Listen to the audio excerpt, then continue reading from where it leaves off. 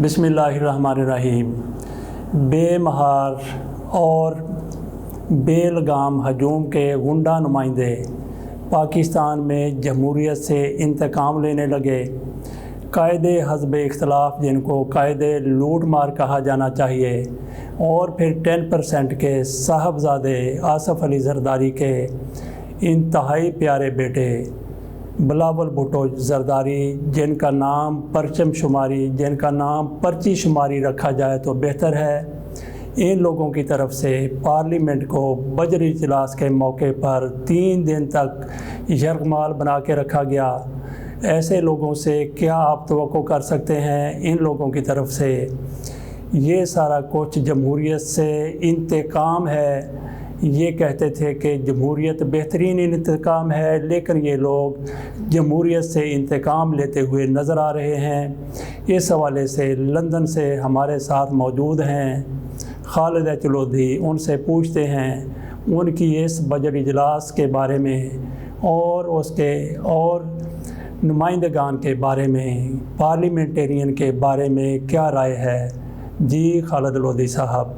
पाकिस्तान की पार्लियामेंट का सेशन जो कि बजट सेशन था 2021, इसमें आप ज़रा अंदाज़ा कीजिए कि इसमें मेंबरान पार्लियामेंट की तादाद जो है 342 है, यानी 342 के करीब इसके मेंबर्स हैं कौमी असम्बली में।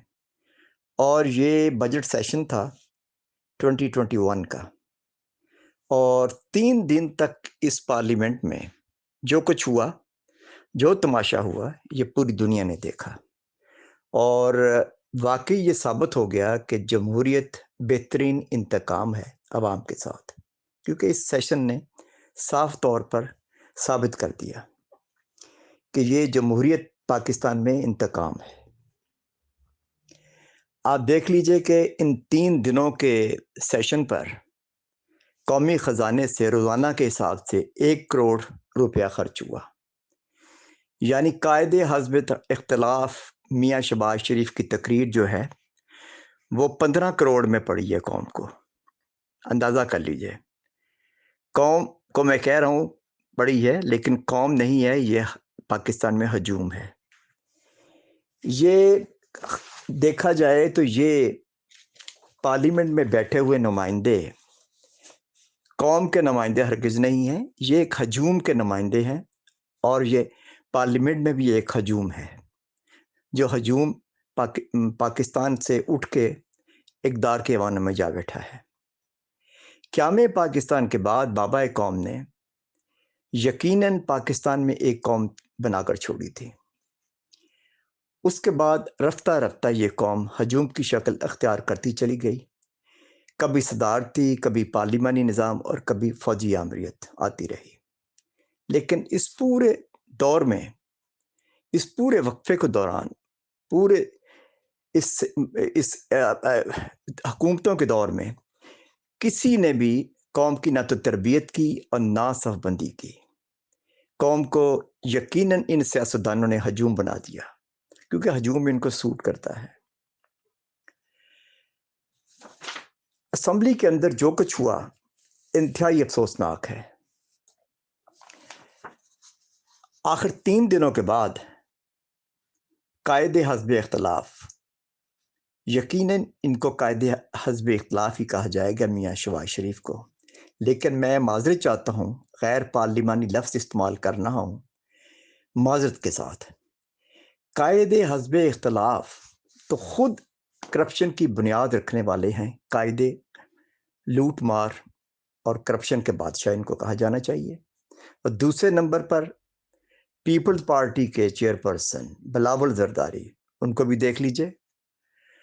उनके वालिद मोहतरम किस नाम से पहचाने जाते हैं? मिस्टर 10% के नाम से। उनकी भी तकरीर आज हो गई। कौम ने, हजूम ने हमारे पाकिस्तान के इनकी तकरीर सुनी। आपको पता है कि ये 3 दिन जो कुछ हुआ, इसका जो बोझ पड़ा कौमी ख़जाने पे 15 करोड़ से भी ज़्यादा। तो यानी इन दोनों कायदीन की तकरीर सुनने के लिए हमें 15 करोड़ से ज़्यादा कौमी ख़जाने से ख़र्चा करना पड़ा। हजूम के भेजे हुए नुमाइंदे हजूम ही हैं।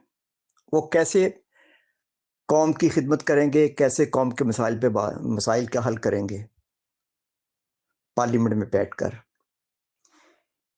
یہ لوگ صرف اور صرف پارلیمنٹ میں اپنے کاروبار کے لیے آتے ہیں، صرف اور صرف یہ اپنے کاروبار کو فروغ دیتے ہیں. اور یقین جانیے کہ پارلیمنٹ میں آج لوگ بیٹھے ہوئے ایک مافیا کی شکل اختیار کر گئے ہیں. چند ایک لوگ ہوں گے جو بہت اچھے ہیں اس پارلیمنٹ میں، قومی نمائندوں پر مشتمل کوئی ایک آدھ گروپ ہے پارلیمنٹ میں جو کہ انتہائی سنجیدہ لوگ ہیں، لیکن باقی آپ نے خود دیکھ لیا کہ انہوں نے جو کچھ کیا وہ سب کے سامنے ہے، جو کہ انتہائی افسوسناک ہے. قائد حزب اختلاف سے کسی نے پوچھا کہ جناب آپ نے تو ایک مجرم کی ضمانت دی تھی، وہ کہاں ہیں؟ کسی نے پوچھا کہ جناب آپ کے اوپر کرپشن کے کیسز ہیں، سر سے پاؤں تک آپ کرپشن میں لٹے ہوئے ہیں. کسی نے نہیں پوچھا بلاول سے کہ آپ کرپشن کی بات کر رہے ہیں لیکن آپ کا فیملی کا بیک گراؤنڈ کیا ہے. یہ تو ہے کرپشن کے حوالے سے بات. لیکن سوچنے کی بات ہے کہ جس ملک کا وزیر تعلیم خود اٹھ کر بجٹ کے کتابچوں کو پٹھے پارلیمنٹ کے ڈیسکوں پر، تو اس ملک کے اندر تعلیم، علم و ادب کا کیا حال ہوگا. ذرا تصور کیجئے کہ وزیر تعلیم پاکستان کے وہ خود بجٹ کتابوں کو ڈیسکوں پر الٹ پلٹ رہے تھے اور باقاعدہ ان کو بجا رہے تھے ڈیسکوں کے ساتھ. آپ ذرا یہ سوچئے کہ جو عوامی نمائندے کتاب یعنی علم و ادب سے پیار ہی نہ کریں تو وہ پارلیمنٹ میں بیٹھ کے مسائل کیا حل کریں گے. جو قوم علم و ادب اور کتابوں سے پیار نہیں کرتی وہ یقیناً تباہ ہو جاتی ہیں. ایوان میں ہجوم کو آپ نے دیکھ لیا، ایوان میں بھی ہجوم ہے، باہر بھی ہجوم ہے. قائد حزب اختلاف کی تقریر 2.5 گھنٹے پر مشتمل تھی. اسی طریقے سے بلاول نے بھی تقریر کی، کافی لمبی چوڑی. مسائل کم اور ذاتی مسائل اپنے زیادہ. ایوان خود ایک ہجوم ہے جس کی کوئی نہ تو منزل ہے نہ کوئی ویژن ہے. بجٹ پاس ہونا تھا، ہونا ہے اور ہو جائے گا، مگر ایک بات ضرور ہوئی ہے اس بجٹ کے سیشن میں کہ یہ نام نہاد عوامی نمائندے، ان کا کردار بے نقاب ہو گیا ہے اور پوری دنیا نے ان کو دیکھ لیا ہے کہ یہ کس ٹائپ کے نمائندے ہیں. یہ اس قوم کی بدقسمتی ہے کہ جس قوم کو انہوں نے ہجوم بنا دیا اور اس کا یہ فائدہ اٹھاتے ہیں. یہ چاہتے ہیں کہ قوم ہجوم ہی رہے اور یہ قومی خزانہ لوٹتے رہیں اور قانون ان کے تابع رہے. یہ انتہائی افسوسناک ہے، بہت زیادہ افسوسناک ہے یہ صورتحال. آپ دیکھ لیجئے کہ جو کچھ پارلیمنٹ کے اندر ہوا، اگر یہ سب کچھ سڑکوں پہ آ جائے، سیاسی گروہ آپس میں لڑیں، ملک کے اندر افراتفری ہو جائے تو اس کا ذمہ دار کون ہوگا؟ آپ نے کبھی سوچا کہ ان عوامی نمائندوں میں کون سا ایسا ہے کہ جس کا نام لے کر کہا جائے کہ وہ مہذب اور ادب و آداب کا داعی ہے؟ ماضی کی پارلیمنٹ ہم نے دیکھی، 62 کی پارلیمنٹ دیکھی، 72 کی پارلیمنٹ دیکھی. ان دونوں پارلیمنٹس میں مہذب لوگ تھے، مہذب سیاستدان تھے.